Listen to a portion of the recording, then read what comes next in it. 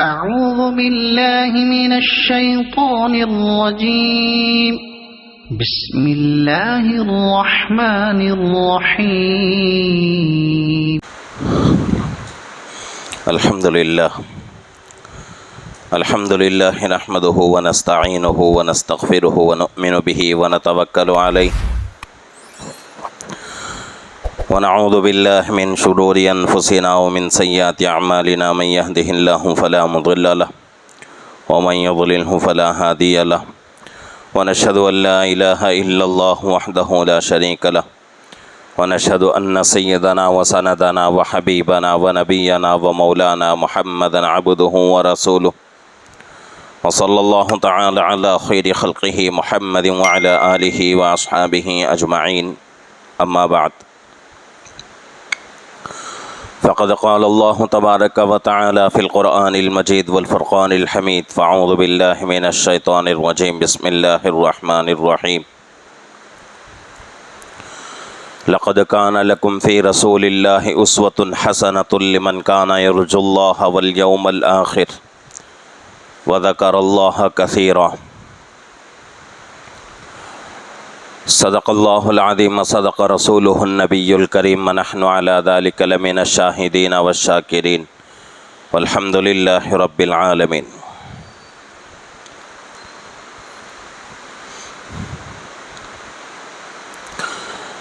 محترم معزز بزرگ اور عزیز دوستو،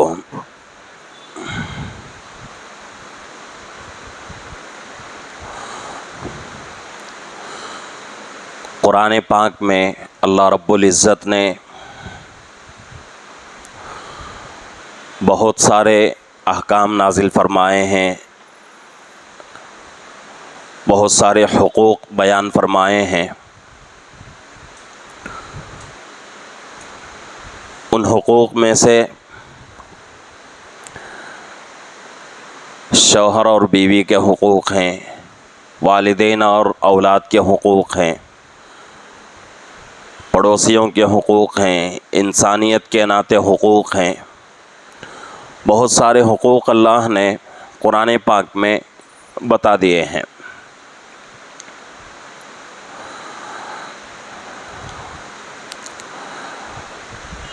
قرآن میں جو بتائے گئے ہیں، حدیث پاک میں جو بتائے گئے ہیں حقوق، ان حقوق کی ادائیگی ہمارے لیے ضروری اور فرض ہے۔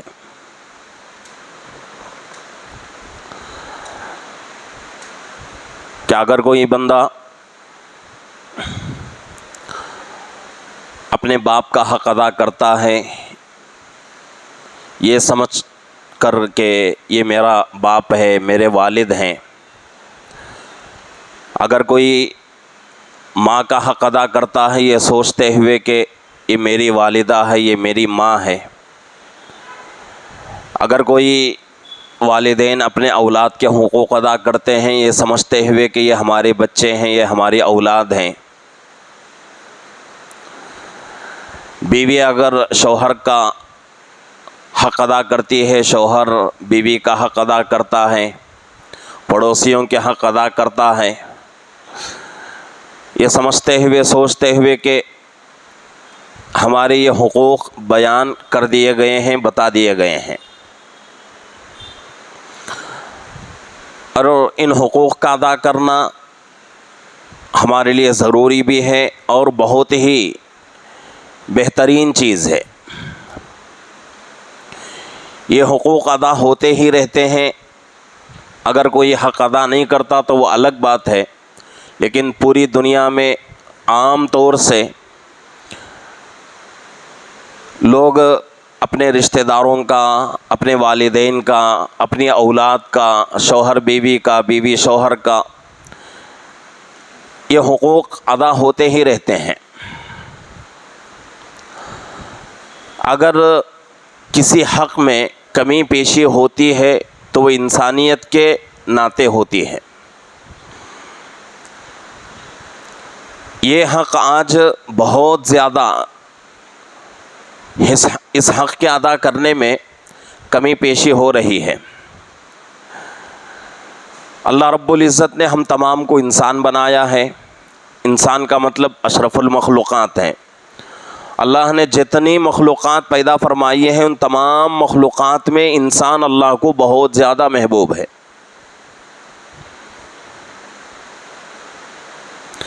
اللہ نے قرآن پاک میں فرمایا ہے والتین والزیتون وطور سینین وہذا البلد الامین لقد خلقنا الانسان فی احسن تقویم. اللہ کچھ چیزوں کی قسم کھا رہے ہیں.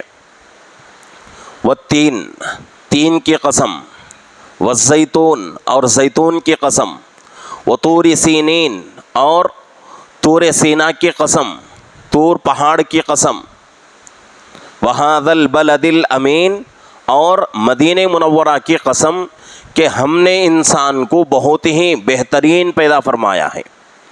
لقد خلقنا الانسان فی احسن تقویم کہ ہم نے انسان کو بہت ہی بہترین انداز میں، خوبصورت انداز میں ہم نے پیدا فرمایا ہے. تو اللہ چار چیزوں کی قسم کھا کے فرما رہے ہیں. اللہ کو ضرورت نہیں ہے کسی چیز کی قسم کھانے کی. اللہ تو احکم الحاکمین ہیں، بادشاہوں ہیں. اللہ سے بڑھ کر کسی کی طاقت نہیں، اللہ سے بڑھ کر کسی کی قدرت نہیں. پھر بھی اللہ رب العزت چار چیزوں کی، تین کی، زیتون کی اور اسی طریقے سے طور پہاڑ کی اور مدینہ منورہ کی قسم کھا کے اللہ فرما رہے ہیں کہ ہم نے انسان کو بہت ہی خوبصورت انداز میں پیدا فرمایا ہے. اس آیت میں سوچنے کی ضرورت ہے کہ اللہ نے انسان کا لفظ استعمال فرمایا، ایمان والے کا لفظ اللہ نے یہاں استعمال نہیں فرمایا. اللہ نے یہ نہیں فرمایا کہ ہم نے ایمان والوں کو، مسلمانوں کو بہتر انداز میں پیدا فرمایا، ایسی بات نہیں. لقد خلقنا الانسان کہ ہم نے پوری دنیا کے انسانوں کو جو پیدا فرمایا ہے وہ بہت ہی بہترین انداز میں، بہت ہی خوبصورت انداز میں ہم نے پیدا فرمایا. اور ان انسانوں میں مسلمان بھی ہے، غیر مسلم بھی ہے، سکھ، عیسائی، یہودی سب ہیں. تمام لوگوں کو، تمام انسانوں کو اللہ نے بہت ہی پیارے انداز میں، بہت ہی خوبصورت انداز میں، بہت ہی اچھے انداز میں اللہ نے پیدا فرمایا ہے. آج اس حقوق کے اندر کمی پیشی ہو رہی ہے. اللہ نے ہم کو انسان بنایا ہے تو دوسرے انسان کے ساتھ ہمدردی کا معاملہ کرنا ضروری ہے. اسی لیے قرآن پاک میں فرمایا گیا، خطبے کے دوران جو آیت شریفہ میں نے تلاوت کی ہے، لقد کان لکم فی رسول اللہ اسوۃ حسنہ، کہ ہم نے تمہارے درمیان جو نبی بھیجے ہیں اس نبی کو تمہارے لیے ہم نے نمونہ بنا دیا. اب نبی کی ذات میں دیکھیں کہ نبی کے اندر ایک انسان کے ساتھ کیسی ہمدردی اور انسانوں کے ساتھ کیسی محبت تھی. صرف مسلمان کے ساتھ نہیں، دنیا کے تمام انسانوں سے اللہ کے نبی کو بے حد محبت تھی، بے حد پیار تھا. جب آپ دنیا میں پیدا نہیں ہوئے تھے تو اس وقت دنیا کی حالت بد سے بدتر تھی. انسانیت کا کوئی احترام نہیں، انسان کی کوئی قدر نہیں. چھوٹی چھوٹی باتوں پہ انسانوں کو مارتے تھے، قتل کرتے تھے. جو طاقتور تھا وہ کمزور کو مارتا تھا، جو امیر تھا وہ آدمی غریب کا حق ادا نہیں کرتا تھا، مالدار تھا غریب کے ساتھ، مسکین کے ساتھ ظلم کا معاملہ کرتا تھا. اللہ نے آپ کو نبی بنا کر بھیجا دنیا میں تو اللہ کے نبی پاک صلی اللہ علیہ وسلم نے انسانیت کی عظمت کو بڑھا دیا. انسان کی قدر کو اللہ کے نبی نے بڑھایا. انسان کی اہمیت کو، انسان کو اگر کوئی ذات عزت دے رہی ہے وہ صرف اور صرف دنیا میں ہمارے اور آپ کے آقا محمد الرسول اللہ صلی اللہ علیہ وسلم نے عزت دی. اس سے پہلے انسان کی کوئی عزت نہیں تھی دنیا میں. عرب کی پرانی تاریخ اٹھا کر دیکھیں گے تو بات سمجھ میں آئے گی کہ اللہ کے نبی کو اللہ نے دنیا میں نہیں بھیجا، ابھی نبی نہیں بنائے گئے، تو اس وقت عرب کی حالت اور وہاں کے انسانوں کے معاملات اتنے خراب تھے کہ آدمی سننے سے بھی گھبرا جاتا ہے۔ یہ قوم گزری ہے، تاتاری قوم، اس قوم نے اتنا ظلم کیا، لکھنے والے لکھتے ہیں، اور لکھنے والے کوئی چھوٹے موٹے آدمی نہیں، چھوٹے موٹے محقق عالم نہیں، بہت بڑے عالم دین، بہت بڑے محقق ریسرچ کرنے والے لکھتے ہیں کہ یہ واقعہ لکھنے سے پہلے میں مر جاتا تو کتنا اچھا تھا، یا میری ماں مجھے پیدا ہی نہ کرتی تو کتنا اچھا تھا۔ اتنا زیادہ ظلم دنیا میں ہوتا تھا۔ اگر دنیا کے اندر انسان کی عزت کو کسی نے بڑھایا ہے تو وہ صرف اور صرف اسلام اور ہمارے اور آپ کے آقا حضرت محمد الرسول اللہ صلی اللہ علیہ وسلم نے انسان کی عزت کو اور انسان کی اہمیت اور قدر کو بڑھایا ہے۔ آپ نبی بنا کے بھیجے گئے، آپ کے آنے کے بعد اب آپ نے ایک محنت شروع کی۔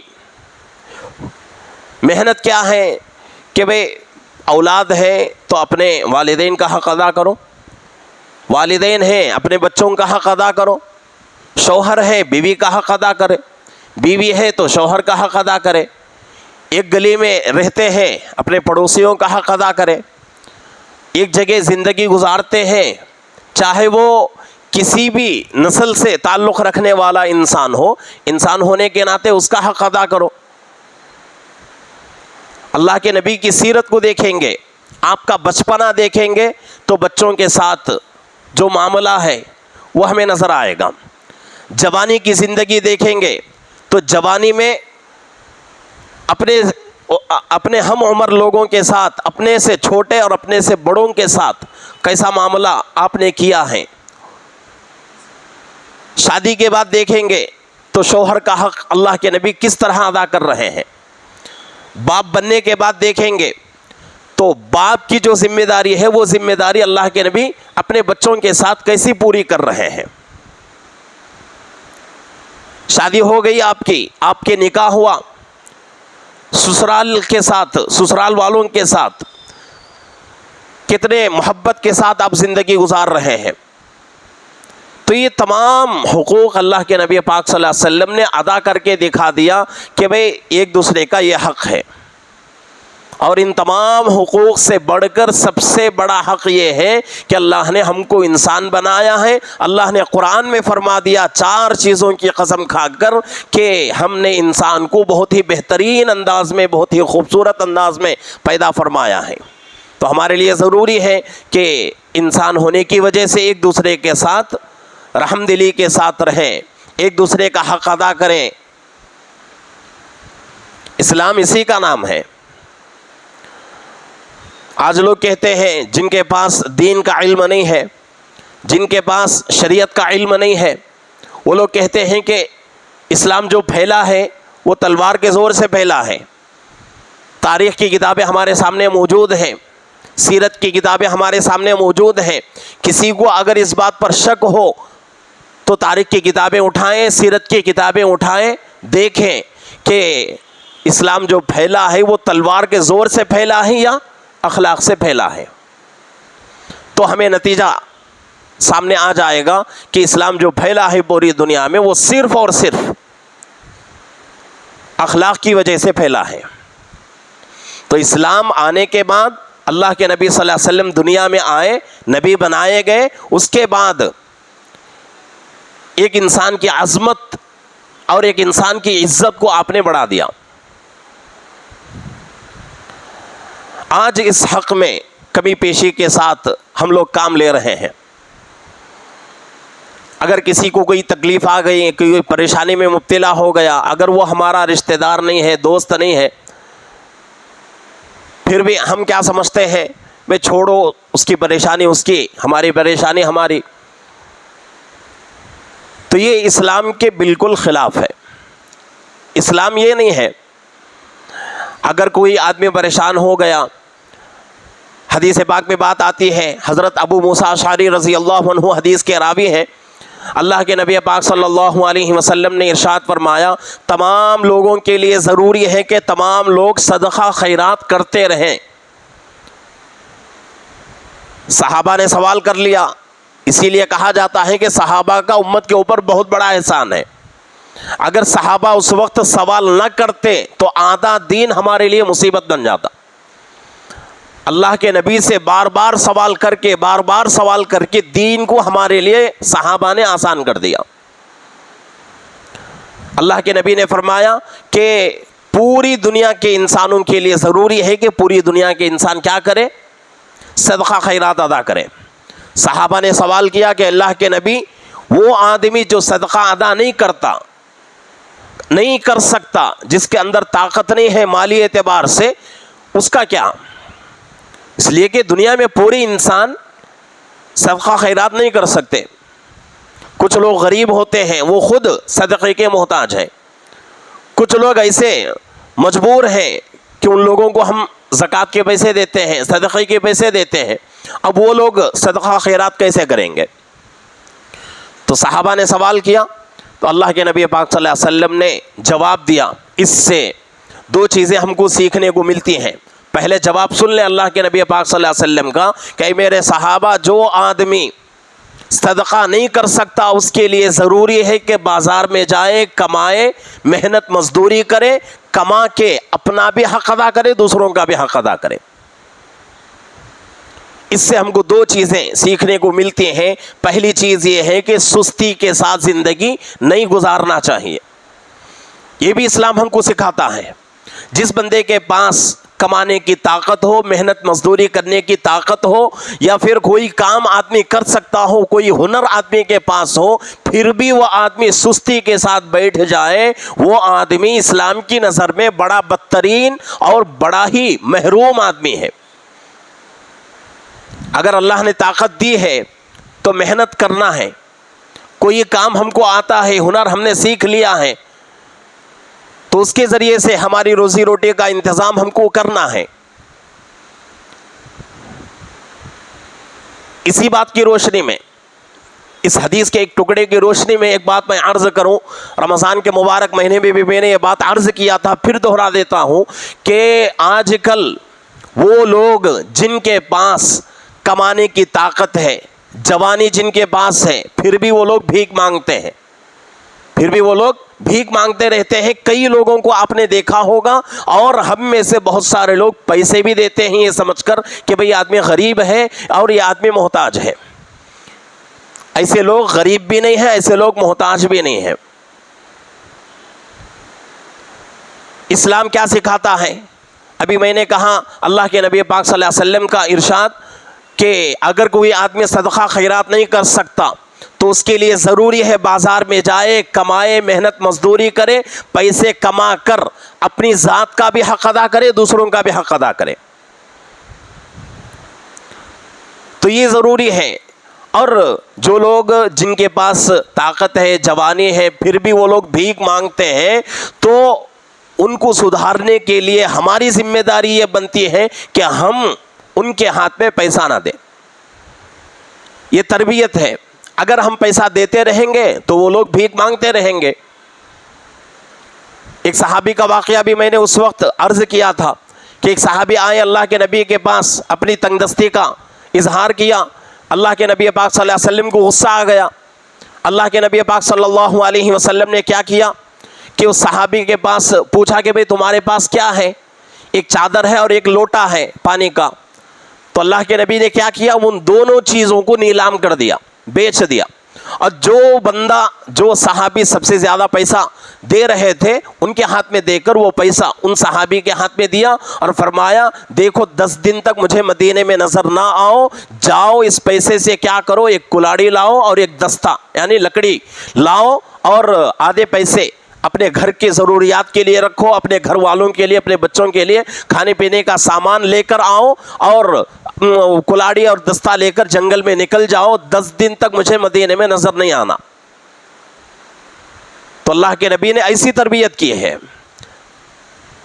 تو یہاں ہم کو یہ سمجھنے کی ضرورت ہے کہ بھئی جو لوگ جن کے پاس جوانی ہے اور محنت کر سکتے ہیں، کام کر سکتے ہیں، اس کے باوجود بھی وہ لوگ بھیک مانگ رہے ہیں، تو انہوں نے اپنا کام وہ بنا لیا ہے بھیک مانگنا. اور شریعت ہمیں اس کی تعلیم دیتی ہے کہ بھئی اگر کوئی واقعتاً مجبور ہے، غریب ہے، کما نہیں سکتا، مجبوری کی درجے میں ہے، اس آدمی کو پیسہ دینا، اس کے لیے کھانے کا انتظام کرنا، اور اس کے لیے گھر کا انتظام کرنا، اور اس کے لیے کپڑے وغیرہ کا انتظام کرنا امت کے لیے ضروری ہے. لیکن جو بندہ اپنی صحت اچھی رکھ کر جوانی ہوتے ہوئے بھی بھیک مانگتا ہے، تو شریعت ہمیں اس سے بھی روکتی ہے کہ بھئی ایسے لوگوں کی ہمت افزائی نہ کرو، ایسے لوگوں کو پیسے نہ دو. اگر پیسے دیتے رہو گے، جب تک پیسے دینے والے ہیں تب تک بھیک مانگنے والے مانگتے رہیں گے. تو اس لیے اس حدیث میں فرمایا گیا کہ وہ آدمی جو صدقہ خیرات نہیں کر سکتا، وہ بازار جائے، کمائے، اور کما کر اپنا بھی حق ادا کرے، دوسرے کا بھی حق ادا کرے. صحابہ خاموش نہیں تھے.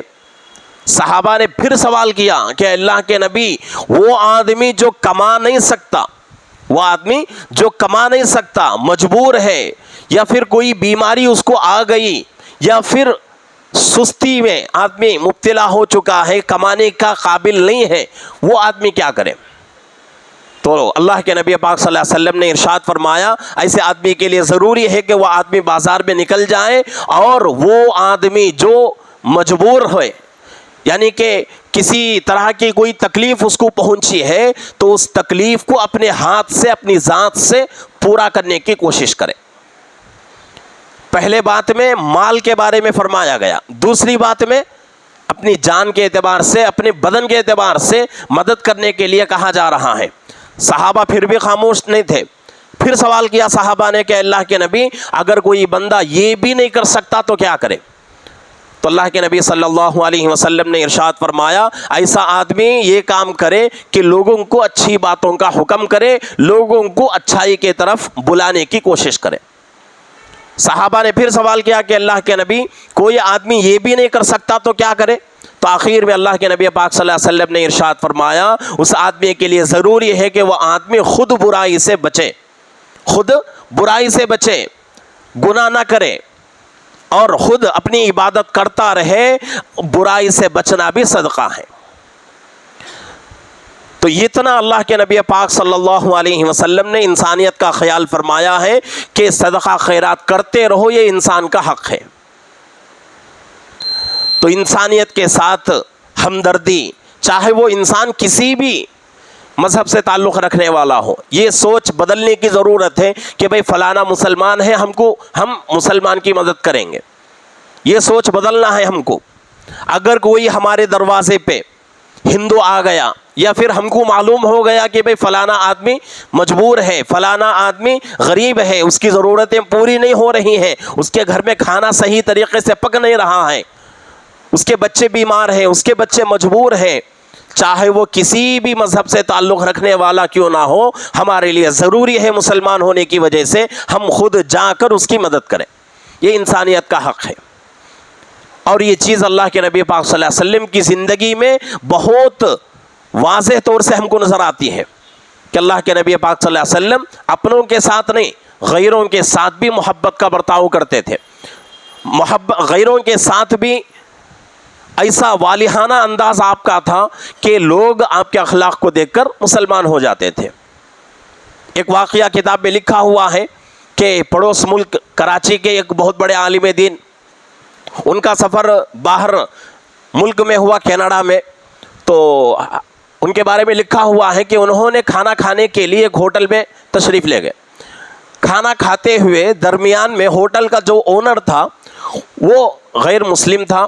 اس نے آ کر حضرت سے کہنے لگا کہ حضرت اسلام اتنا اچھا مذہب ہے، اور ہر چیز مجھے اسلام کی پسند ہے، اور ہر دن، ہر صبح، ہر شام، ہر دوپہر ارادہ کرتا ہوں کہ مسلمان ہو جاؤں، ارادہ کرتا ہوں کہ مسلمان ہو جاؤں، اور اب بھی میرے اندر یہی تڑپ ہے کہ میں مسلمان ہو جاؤں، لیکن دوسری طرف میں اپنے مقامی مسلمانوں کے اخلاق کو دیکھتا ہوں تو ڈر لگتا ہے کہ ایسے اخلاق ان کے ہیں، اگر میں بھی مسلمان ہو جاؤں گا تو مجھے بھی دنیا اسی سب پہ کھڑی کر دے گی۔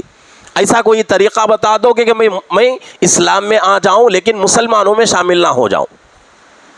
تو یہ حالت آج ہماری قوم کی ہے۔ آج ہمارے اخلاق اتنے بگڑ گئے، شریعت کے اندر انسانوں کے اوپر رحم نہیں بلکہ جانوروں پر بھی رحم کرنے کا حکم دیا گیا۔ ایک روایت آتی ہے جس کے دو راوی ہیں، حضرت عبداللہ ابن عمر رضی اللہ عنہما اور حضرت ابو ہریرہ رضی اللہ عنہ، اور بھی بہت سارے راوی ہیں، لیکن یہ دو راوی حدیث کے فرماتے ہیں کہ اللہ کے نبی صلی اللہ علیہ وسلم نے ایک واقعہ بتایا کہ ایک عورت تھی جو بہت ہی عبادت گزار تھی، بلی کو پال رہی تھی، لیکن بلی کو چھوڑتی بھی نہیں تھی، کھانا بھی نہیں دیتی تھی، باندھ کے رکھتی تھی۔ اسی حالت میں بلی مر گئی تو اللہ نے اس عورت کو جہنم میں پھینک دیا۔ فضائل اعمال میں بھی حدیث لکھی ہوئی ہے، واقعہ لکھا ہوا ہے۔ تو جانوروں کے ساتھ بھی ہمارا مذہب نرمی کا برتاؤ کرنے کا حکم دیتا ہے، محبت کا معاملہ کرنے کا حکم دیتا ہے، تو پھر انسان کا مقام اس سے بھی اونچا ہے۔ اللہ نے انسان کو اشرف المخلوقات بنایا ہے، جیسا کہ ابھی میں نے شروع میں کہا کہ 4 چیزوں کی قسم کھا رہے ہیں اللہ، والتین والزیتون وطور سینین وہذا البلد الامین۔ تین کی قسم، زیتون کی قسم، اور اسی طریقے سے طور پہاڑ کی قسم اور مدینہ منورہ کی قسم، ہم نے انسان کو بہت ہی بہترین اور بہت ہی خوبصورت انداز میں پیدا فرمایا ہے۔ تو انسان ہونے کی وجہ سے ہم ایک دوسرے کے ساتھ نرمی کا معاملہ کریں، ایک دوسرے کے ساتھ اچھائی کا معاملہ کریں۔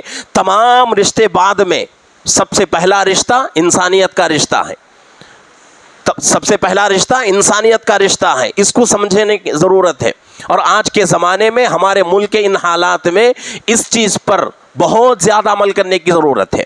یہی محبت کا سبق پوری دنیا میں جائے گا، اور وہ لوگ جو مسلمانوں کے اسلام کے دشمن بنے ہوئے ہیں انشاءاللہ اس چیز پر عمل کرنے کی وجہ سے وہ لوگ اسلام اور مسلمانوں سے محبت کریں گے۔ جب ان کے دل میں اسلام اور مسلمانوں سے محبت آ جائے گی تو پھر یہ تمام حالات ختم ہو جائیں گے۔ تو اس لیے ہماری ذمہ داری بنتی ہے کہ ہم انسان بھی ہیں اور مسلمان بھی ہیں، تو ہم کیا کریں کہ کوئی بھی مجبور آدمی مل جائے، کوئی بھی غریب آدمی مل جائے، اس کا مذہب نہ دیکھیں، بس انسان ہونے کی وجہ سے اس کی مدد کریں۔ انشاءاللہ یہ چیز ہماری زندگی میں برکت لائے گی، اور ہمارے یہ جو حالات بنتے جا رہے ہیں ملک کے، انشاءاللہ یہ حالات ختم ہو جائیں گے۔ اللہ رب العزت سے دعا ہے کہ اللہ رب العزت ہم تمام کو انسان ہونے کی وجہ سے ایک دوسرے کا حق ادا کرنے کی، اور خصوصاً غریب لوگ جو ہیں ان کی مدد کرتے رہنے کی اللہ ہم سب کو توفیق عطا فرمائے۔ آمین وآخر دعوانا الحمدللہ رب العالمین۔